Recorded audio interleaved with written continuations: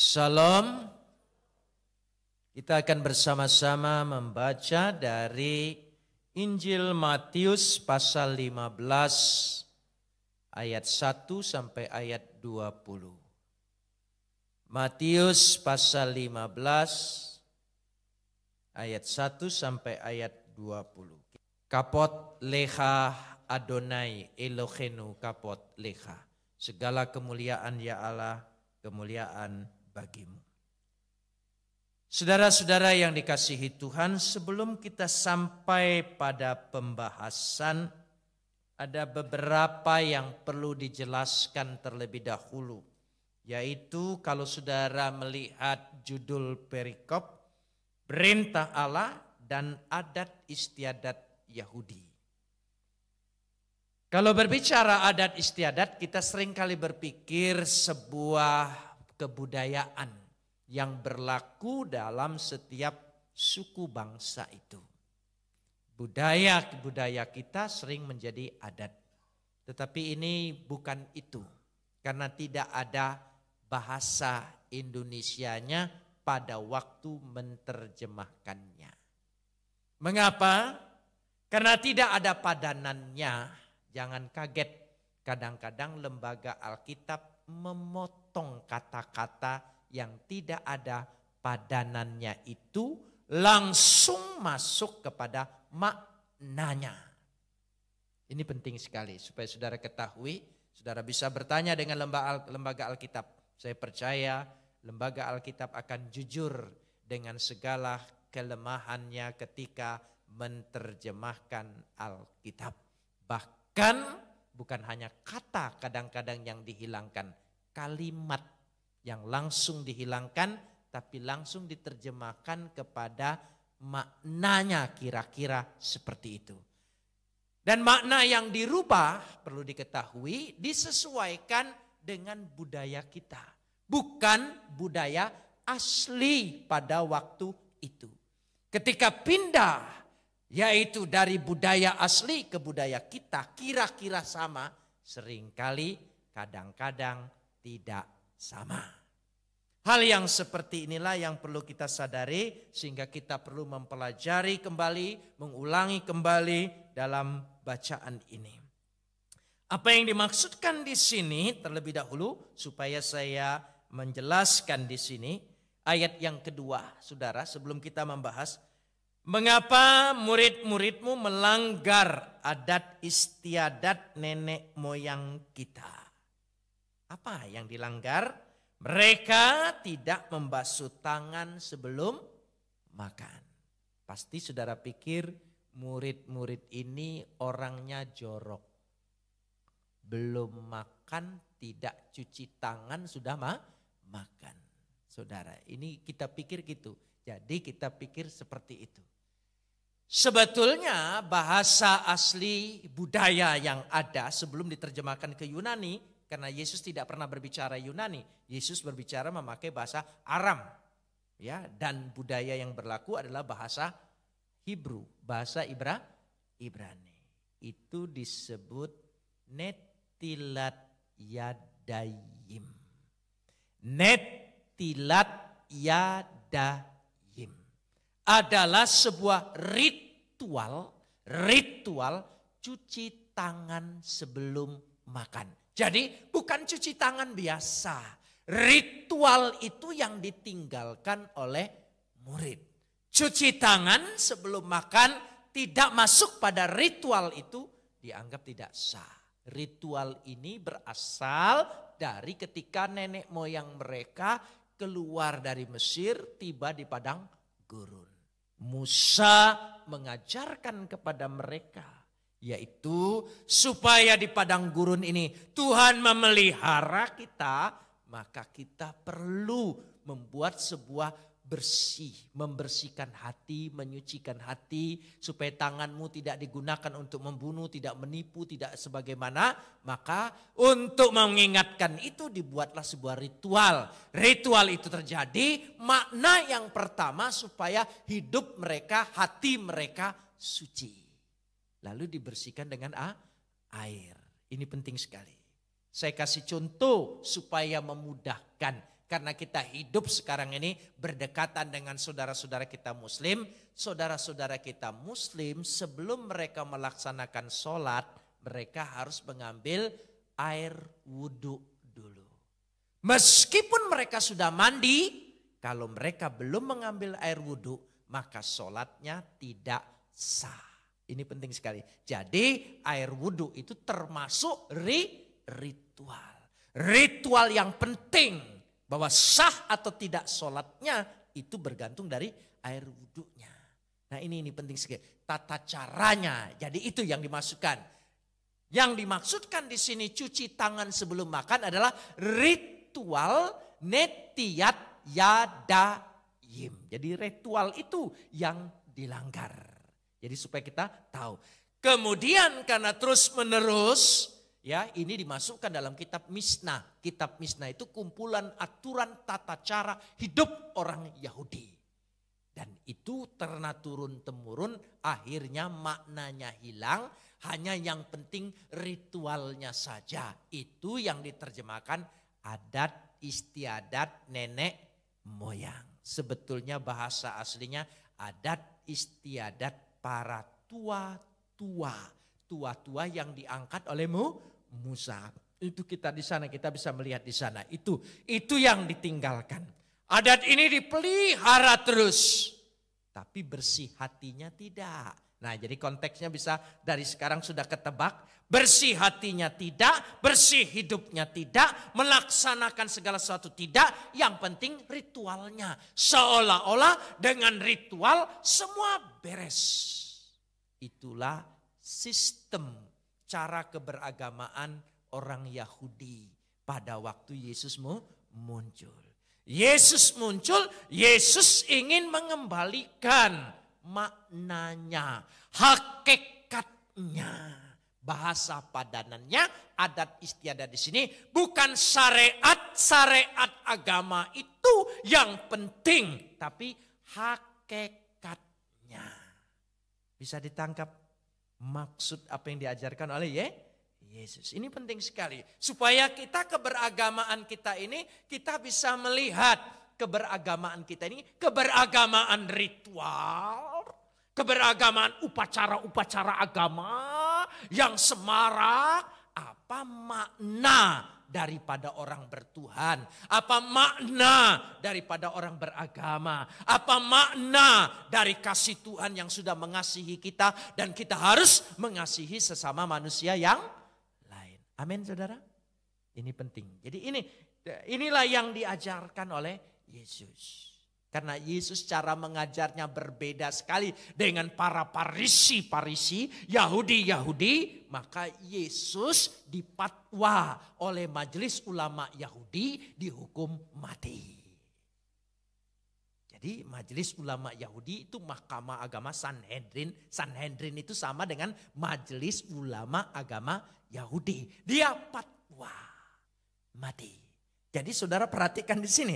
Jelas sekali bahwa cara keberagamaan, sistem keberagamaan yang seperti ini ditentang oleh Yesus. Kekristenan tidak boleh terjebak dengan keberagamaan yang hanya syarat penuh dengan apa? Ritual. Makanya Protestan itu paling sedikit ritualnya. Gitu. Jadi kalau taruh tempat doa ini, kadang di sini, kadang di sini, kadang di sini, nggak ada syarat. Wah kata kalau upacara agama atau gereja tertentu itu kalau itu sudah dimasukkan ritual, wah ada syarat. Gambar Yesus dengan gambar Maria, kalau salah taruh upacaranya batal. Kita jangankan gambar Yesus, gambar Maria Carey juga boleh, enggak apa-apa. Karena itu tidak ada pengaruh. Ini penting sekali. Jadi di sini sesuatu. Nah dikembalikan lagi ini penting. Jadi kalau bahasa lain dari bacaan kita ini. Agama kita bukan mengutamakan syariat. Tapi mengutamakan apa? Hakikat. Hakikat beragama itu. Itu yang penting. Itu yang harus menjadi filosofi kita. Karenanya jangan terlalu risau. Baptisan yang benar mana? Apa dipercikin, apa ditenggelamin, atau begini. Tata cara itu syariat.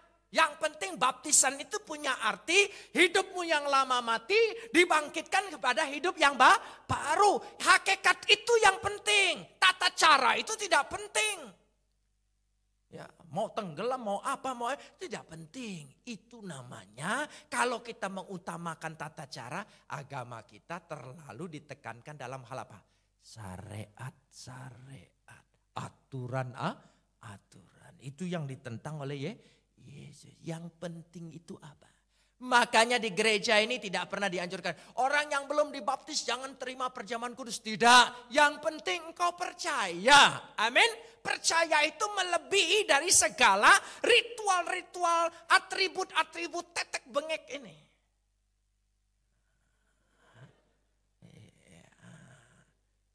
Anak kecil aja ketawa dia.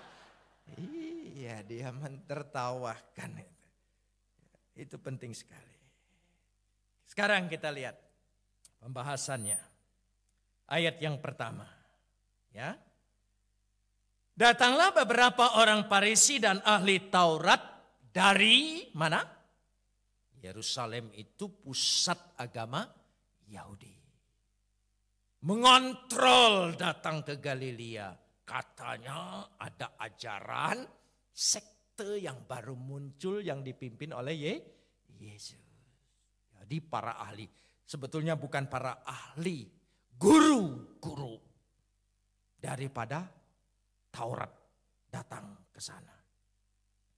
Setelah dia mengamati, dia bertanya, mengapa engkau meninggalkan ritual netilat yadayim? Ini penting. Saya kasih contoh. Kasih contoh memang kalau penterjemahan itu kalau tidak dilihat, makanya kita berusaha sekali supaya latar belakang budaya Yahudi itu ditonjolkan dalam perjanjian baru ini. Supaya kita ngerti, oh ini maksudnya. Bukan sekedar cuci tangan. Coba perhatikan ini kita lihat Matius 14 ayat 36. Matius 14 ayat 36. Ya, kita lihat dulu. Ini contoh-contoh saja. Mereka memohon supaya diperkenankan menjamah jumbai jubahnya. Dan semua orang yang menjamahnya menjadi sembuh. Saya percaya saudara baca ayat ini pasti berpikir, semua seperti perempuan yang menjamah jumbai jubahnya. Padahal bahasanya tezizit. Tezizit itu artinya upacara pengurapan. Semua orang yang diurapi oleh Yesus dalam pengurapan itu menjadi sembuh. Jadi bukan menjamah saja. Jadi perlu ada latar belakangnya di sini. Nah, karena dikatakan di sini upacara netilat yadayim itu, maka Yesus nanya mana yang lebih penting, ritual itu atau makna firman Tuhan. Diterjemahkan pada pasal 3, ayat 3, mengapa kamu melanggar perintah Allah? Mengapa kamu melanggar kehendak Allah, firman Allah? Hanya karena yang dipentingkan adalah apa? Ritual. Jadi Yesus mempertentangkan itu.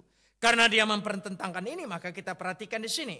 Yesus kasih contoh. Jadi dari ayat 1 sampai ayat 9 itu Yesus berbicara kepada para orang Farisi dan guru-guru Taurat. Dia berdialog di sana. Sebab Allah berfirman, hormatilah ayahmu dan ibumu, dan lagi siapa yang mengutuki ayahnya atau ibunya pasti dihukum mati. Itu. Tetapi kamu berkata, barang siapa berkata kepada bapaknya atau kepada ibunya, apa yang ada padaku yang dapat digunakan untuk pemeliharaan sudah digunakan untuk persembahan kepada Allah. Saudara mengerti? Asal perintah Allah sehingga makna hormat orang tua, makna mana yang lebih penting itu ditinggalkan sama sekali. Jadi yang lebih penting itu upacara cuci tangan sebelum makan. Yesus ingin menyatakan yang penting itu bagaimana menyediakan makanan untuk orang makan. Itu yang penting. Upacaranya tapi tidak ada makanan untuk dimakan. Buat apa? Itu. Membiarkan orang lapar, orang tetap sakit di hari Sabat. Itu tidak penting. Sabat itu disiapkan, disediakan untuk manusia. Bukan manusia untuk Sabat. Yesus tegaskan. Jadi Yesus itu sang radikal. Dia membawa sesuatu pencerahan dalam agama. Orang itu tidak wajib lagi menghormati bapaknya atau ibunya. Dengan demikian firman Allah kamu nyatakan tidak berlaku demi apa? Syariat-syariatmu. Kamu lebih mengutamakan apa? Syariat-syariatnya, bukan esensinya. Yesus menegur kepada orang Yahudi seperti ini. Hai orang-orang munafik, benarlah nubuat Yesaya tentang kamu. Mari kita baca sama-sama ayat 8, 1, 2, 3. Bangsa ini memuliakan aku dengan bibirnya, padahal hatinya jauh daripadaku. Sebelum kenakan pada orang lain, coba kita kenakan kita dulu. Dari ayat 7, kira-kira kita kena enggak? Hai orang-orang munafik. Mulut kita memuliakan Allah, hati kita jauh dari Allah. Artinya keberagamaan kita itu hanya seremonial, hanya ritual, hanya basa-basi. Tidak menghayati sampai menjadi sebuah sikap hidup. Ini penting. Supaya kekristenan kita tidak terprosok lagi kepada cara keberagamaan orang Yahudi. Jangan diulangi lagi. Cara keberagamaan orang Yahudi sudah ditegur oleh Yesus, kita ulangi lagi. Oh, kita itu yang penting hitungannya apa? Sama ritualnya. Kita lihat orang beragama. Padahal di sini dikatakan percuma. Saudara, percuma mereka beribadah kepadaku. Sedangkan ajaran yang mereka ajarkan ialah apa? Perintah manusia. Hakikatnya yang penting. Itu yang penting. Karena itu dilanjutkan. Ya, ayat 10, ayat 11. Itu bukan pembicaraan Yesus dengan Farisi lagi. Sudah dengan muridnya. Dia bicara dengan muridnya. Kata murid ini penting sekali memakai kata talmidim. Talmidim. Itu bahasa Ibrani. Talmidim. Sebuah sistem pemuridan yang dimana setiap rabi diakui memiliki murid. Jadi murid-murid. Jadi Yesus itu sebagai rabi lalu memiliki murid-murid. Dia masuk dalam sebuah ajaran, sebuah sistem maka disebut talmidim. Jadi supaya kita tahu dalam hal seperti itu makanya orang Farisi ini menegur. Kok kamu mendirikan perguruanmu ya membiarkan muridmu melanggar ritual cuci tangan. Itu yang ditegur di sana. Jadi bukan murid umum, murid yang memang spesial yang disiapkan. Lalu ayat 10 dan ayat 11, ayat 10 ayat 11 ini berbicara untuk orang banyak. Jadi tadi dia berbicara dengan Farisi, tapi yang mendengar perdebatan itu begitu banyak orang yang mendengar perdebatan itu, maka Yesus umum berbicara. Ayat 10 dan 11 itu kritik kepada umum. Lalu Yesus memanggil orang banyak, ya, dan berkata kepada mereka, dengar dan camkanlah, bukan yang masuk ke dalam mulut yang menajiskan orang, melainkan, tolong sambung, yang keluar dari mulut. Itulah yang menajiskan orang. Kita yang masuk ke mulut kita peduli amat. Mungkin secara syariat kita lihat ini haram, halal, haram, halal, haram, halal. Padahal yang keluar dari mulut kita haram melulu. Buktinya kalau kita marah, haram jadah. Nah, itu haram. Yang haram banyak keluar dari mulut kita. Ya. Dari mulut kita. Kita hanya melihat apa yang masuk saja. Tidak. Yesus ingin mengatakan sesungguhnya pengaruh orang baik atau jahat bukan dari luar. Tapi dari apa? Dalam dirinya. Dari dalam. Jangan saudara berpikir, oh dari luar. Enggak, kalau dari dalam kuat, makanya kita perlu memperkuat dari dalam. Itu yang ingin ditegaskan oleh Yesus. Ayat 12, Yesus berbicara dengan muridnya. Maka datanglah murid-muridnya. Jadi beda lagi kan, dari ayat 12 sudah pindah.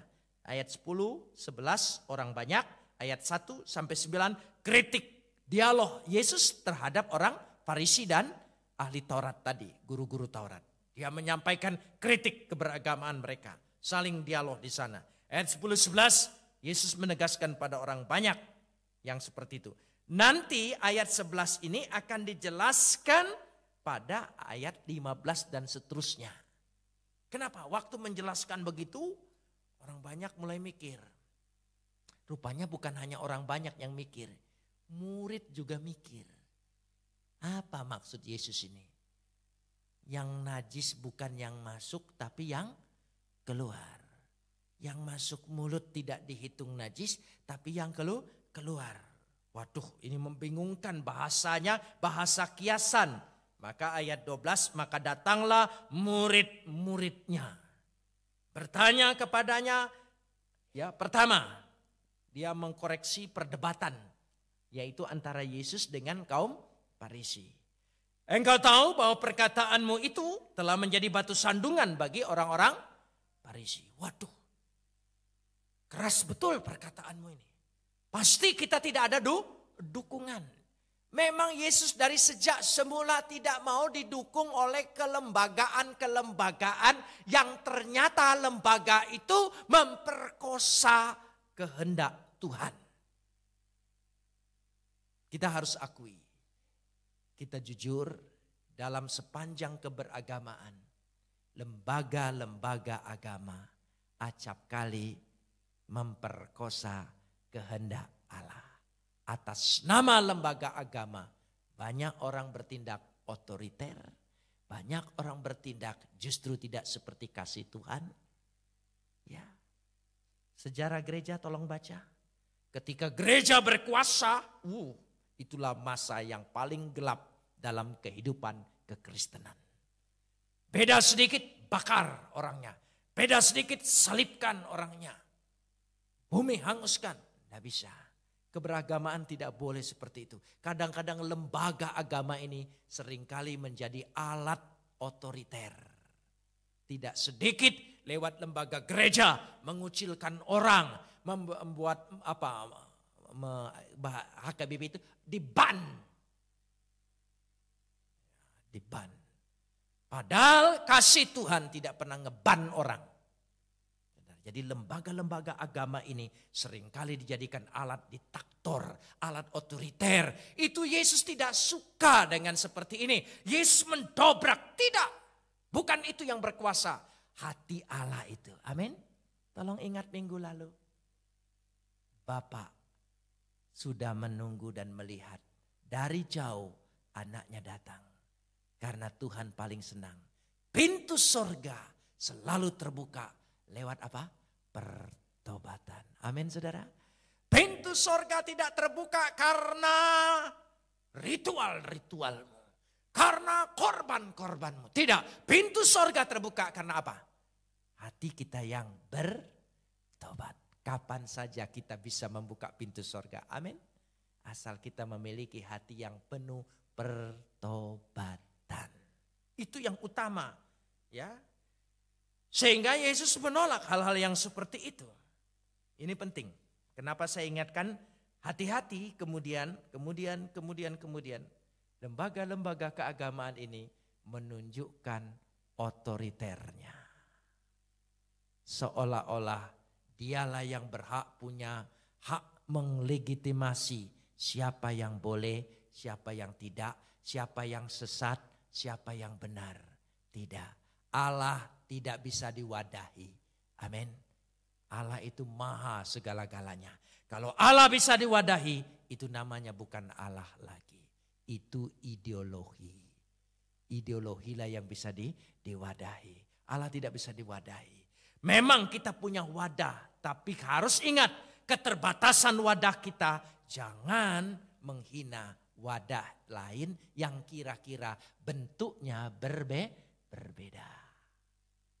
Air di gelas, air di cangkir, air di teko. Bentuknya berbeda. Esensinya yang penting apa? Air. Itu yang kita lihat. Jadi kita ini tentu setiap orang terbatas. Setiap aliran, setiap golongan, setiap guru. Saya pun menyadari terbatas. Jadi kalau nanti ada yang melengkapi, puji Tuhan. Kita saling melengkapi satu dengan yang lain. Asal ketika melengkapi jangan punya mengkonversi orang lain seolah-olah akulah yang paling benar, yang lain remang-remang. Enggak. Semuanya benar. Karena itulah tandanya Alkitab itu universal. Amin. Kalau Alkitab itu hanya dibatasi pengertiannya oleh satu golongan, satu aliran, berarti mengecilkan Alkitab, bukan universal lagi firman Allah. Sudah hanya terkurung dalam satu zaman. Tidak. Alkitab itu universal karena dia firman Tuhan. Saya harap pagi ini kita diberikan pencerahan dan kecerdasan. Amin. Kita lanjutkan sekarang ayat 12 ini. Ayat 13. Apa jawab Yesus pada murid? Ya. Jawab Yesus, setiap tanaman yang tidak ditanam oleh Bapakku yang di sorga, tolong sambung, akan dicabut dengan akar-akarnya. Saudara mengerti maksudnya? Tertanam kepada Bapa, bukan tertanam kepada pemahaman. Orang itu yang penting kepada Allahnya. Itu yang dikatakan. Yesus menegaskan lagi, biarkanlah mereka itu, mereka orang buta yang menuntun orang buta. Waduh, ini kalau rasanya kalau dibaca oleh orang yang seperti ini rasanya ini berat sekali ya. Buta memimpin orang buta. Apa buta? Karena mereka tidak bisa menerima adanya kehadiran orang lain yang berbeda. Itu namanya orang buta. Tambah lagi sekarang membabi buta. Buta aja sudah susah, tambah babi lagi saudara ya. Itu berbahaya sekali. Makanya kita jangan kita merasa sesuatu yang seolah-olah memonopoli Allah. Tidak ada. Allah tidak bisa dimonopoli. Ya, dia berhak menjatuhkan karunia-Nya kepada siapa saja. Ya. Pastilah keduanya jatuh ke dalam lubang. Lalu Petrus berkata kepadanya, jelaskanlah perumpamaan itu kepada kami. Enggak jelas. Yang mana yang enggak jelas? Nah, di sini konteksnya. Ya, perlu dialurkan. Yang tidak jelas bukan orang buta mimpin orang buta. Bukan dia akan dicabut dari akar-akarnya. Petrus ngerti semua. Oh begini. Tapi yang penting itu perkataan-perkataan itu. Aku yang tidak ngerti itu yang pertama. Yang masuk itu tidak menajiskan. Tapi yang keluar itu yang najis. Itu. Nah, Matius tuh ngelaporkan singkat-singkat. Sebab kalau Matius laporkan omongannya detail gini. Nah, karena Matius pikir waktu itu orang yang membaca Injilnya dia ini, orang yang waktu itu masih ada di sekitar situ yang ngerti. Jadi memang sulit menerjemahkannya. Lalu jawab Yesus, kamu pun masih belum dapat memahaminya. Kamu tidak memahami. Lalu apa? Ayat 17. Nyambung enggak ayat 17 kalau pertanyaannya itu yaitu apa yang masuk ya. Lalu ayat 17 apa? Tidak tahukah kamu bahwa segala sesuatu yang masuk ke dalam mulut turun ke dalam perut lalu dibuang di jamban. Waduh, Yesus ngomong vulgar sekali. Gitu ya. Dikasih bahasa kiasan perumpamaan, enggak ngerti muridnya. Maklum orang Galilea. Orang Galilea itu orang yang radikal, orang yang kasar, enggak suka berbelit-belit, enggak ngerti dia, ya. Padahal Yesus ini keturunan memang di Galilea, tetapi sebetulnya dia di Bethlehem, masuk ke Yerusalem. Jadi lain gitu cara ngomongnya. Tidak ngerti. Terpaksa dijelaskan oleh Yesus begini. Yang masuk ke dalam mulut, turun ke dalam perut, dibuang di jamban. Coba, makan apa saja, akhirnya sama. Saudara, lihat ya. Makan di restoran mahal sama warung Tegal, bentuk akhir sama. Tidak ada yang beda. Buat apa bangga? Apa yang kau miliki, apa yang segalanya.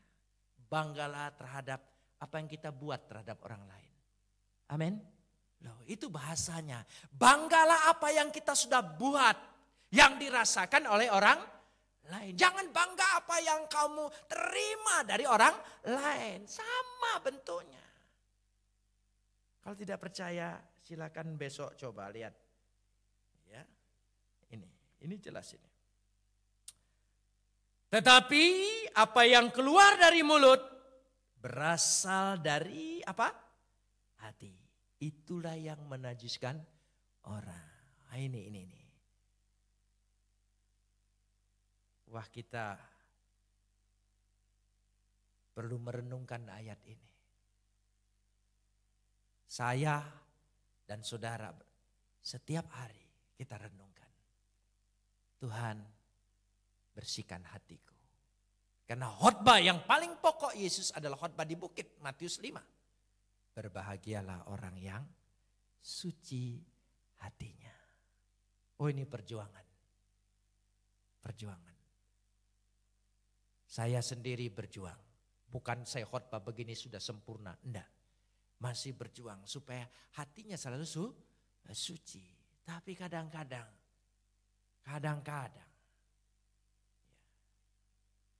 Ini perjuangan kita. Karena itu kita butuh apa? Firman Tuhan yang membersihkan terus. Amin. Oh, kalau firman Tuhan tidak membersihkan hati kita ini. Aduh. Jangankan lama-lama tidak dengar firman Tuhan. Ya. Hari Senin aja udah kotor. Jangankan Senin. Pulang dari sini sudah dikotori. Ini hati ini. Kita butuh firman Tuhan. Firman Tuhan yang berkuasa perlu urapan Roh Kudus. Supaya firman Tuhan dengan urapan Roh Kudus itu betul-betul bisa membersihkan hati kita. Firman Tuhan tanpa Roh Kudus bahaya. Ini perjuangan kekristenan. Saya itu kadang-kadang begini. Saya lebih suka keberagamaan saya dianggap orang rasional daripada keberagamaan saya paranormal. Tapi tidak boleh salah satu sebetulnya. Tidak semuanya keberagaman itu harus rasional. Kadang-kadang kita perlu percaya hal-hal yang supernatural. Yaitu kuasa Allah. Tapi harus seimbang. Amin. Kita tidak bisa mutlak rasional. Nanti kita tidak merasakan jamahan kuasa Allah. Jamahan Allah merubah kita. Tidak terasa. Tapi terlalu banyak yang supernatural, lama-lama paranormal. Saudara, ini bahaya. Ini bahaya. Jadi kita mengimani bahwa ada kuasa Allah, perlu ada keseimbangan antara rasional dengan yang supernatural. Perlu ada keseimbangan, keberagaman itu perlu ada keseimbangan. Kalau engkau dikatakan sembuh, engkau sakit paru-paru, engkau dinyatakan sudah doa, sembuh, periksa lagi ke dokter. Ronsen lagi. Jangan sembuh hanya karena perasaan. Lalu kalau ada pendeta bilang, kuasa Allah menjadi hilang karena engkau periksa dokter, jadi kurang iman. Itu masa Tuhan kalah dengan ronsen. Saudara, kalau memang sembuh, sempurna sembuh. Amin saudara. Jadi ini penting. Jadi supaya kita ini tidak kebawa dalam keberagamaan itu seperti orang buta dipimpin oleh orang buta. Kalau kelihatannya ini pemimpin ini sudah mengajak fanatik, ini buta ini. Itu bahaya. Kalau saudara sudah dengar khotbah fanatik, itu berarti buta. Jangan biarkan dirimu menjadi orang buta. Karena ada orang buta tuntun-tuntunan. Ya, heran orang buta tuntun-tuntunan.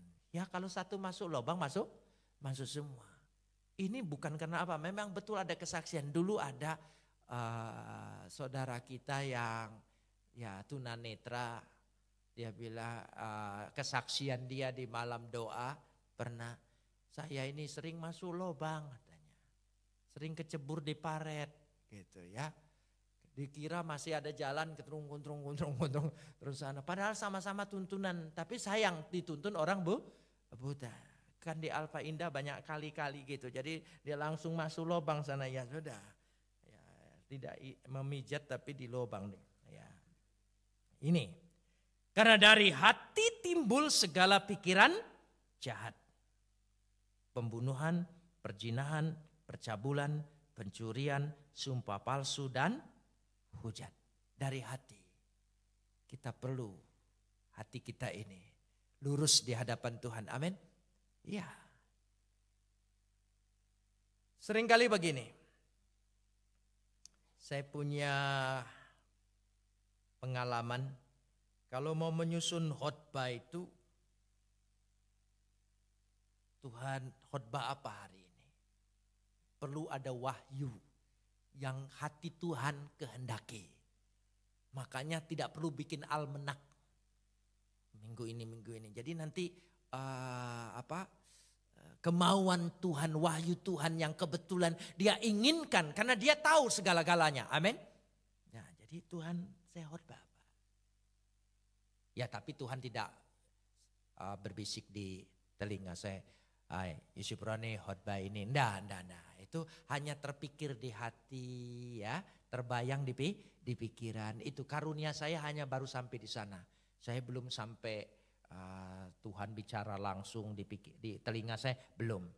Nah, itu memang keterbatasan saya. Kalau saudara anggap itu keterbatasan saya dan kekurangan saya, terimalah. Saya tahapnya baru sampai batas Tuhan bicara itu dalam hati, dalam pikiran. Belum sampai telinga. Yusuf Roni gitu. Enggak. Sebab saya pikir kalau telinga saya sering dengar suara tanpa orangnya, itu stadium pertama itu. Nah, saya tidak mau masuk dalam kolom itu saudara ya. Tuhan jangan buat saya yang aneh-aneh. Kalau mau apa, cerahkan pikiran saya, sudah cukup karunia itu untuk saya. Tidak usah engkau bersuara sampai saya dengar suaranya. Jangan Tuhan, karena itu menurut ilmu jiwa, Sigmund Freud, tanda-tanda sakit jiwa. Nah, saya tidak mau Tuhan ya, supaya saya tidak sama. Karena saya belum bisa membedakannya. Jadi waktu saya susun, saya ketemu ayat. Bertobatlah, kerajaan Allah sudah dekat. Waduh, susun. Bertobat, arti bertobat. Arti kerajaan, arti semua. Susun. Sudah susun tapi spirit untuk khotbah itu belum ada. Itu penting. Itu dorongan Roh Kudus. Secara akal budi, secara ayat yang dipersiapkan sudah siap. Tapi belum ada spiritnya. Belum ada spiritnya. Itulah istimewanya dalam kekristenan. Ada kuasa Roh Kudus. Belum ada. Minta-minta, belum ada. Minta-minta, belum ada. Tuhan bicara lagi di hati saya. Itu ayat bukan untuk orang lain. Untukmu. Kamu dulu yang bertobat. Wah. Ampuni Tuhan dan sebagainya. Ya, sudah secara pribadi. Tuhan, ini ayat untuk saya. Memang saya harus bertobat. Memang saya gini. Selesai. Amin. Baru spirit itu ada. Baru spirit itu ada. Itu penting sekali. Jadi esensi di dalam Kristus itu sesuatu. Itu penting sekali. Jadi keberagamaan kita ini bukan keagamaan yang penuh dengan aturan-aturan, tapi spiritnya mati. Spirit. Bahwa Roh Kudus bekerja. Kita selalu diberikan apa? Kesadaran. Dia menginsafkan kita dari segala kesalahan kita. Amin. Dalam hati. Supaya hati ini dibersihkan. Makanya Roh Kudus menginsafkan. Kata menginsafkan itu memakai bahasa Yunaninya bagus. Elenchen. Maka yang nama Ellen itu harus insaf terus. Nah, saudara ya, Ellen Hein menyadarkan terus menerus. Di sana dinyatakan seperti itu. Ayat 20 kita baca bersama. 1, 2, 3. Itulah yang menajiskan orang. Tapi makan dengan tangan yang tidak dibasuh tidak menajiskan orang. Artinya makan yang tidak mengikuti ritual cuci tangan itu tidak menajiskan orang. Ritual itu justru menjadi berarti kalau hakikatnya. Amin saudara. Hakikatnya. Itu penting sekali. Kalau hakikatnya ada, maka ritual itu menjadi apa? Tali simpul. Seperti sebuah kado yang perlu menjadi tali simpul. Tali simpul pernah tali mati? Enggak. Tali yang diikat tidak terlalu kuat. Karena itu hanya bentuk keindahan. Ritual. Jadi sama, ibadah kita, semua kita lakukan, ada ritualnya. Tapi ritual ini hanya tali simpulnya. Yang penting kita merasakan, memerlukan kehadiran Yesus. Amin. Itu yang ada dalam hidup kita. Kita berdoa.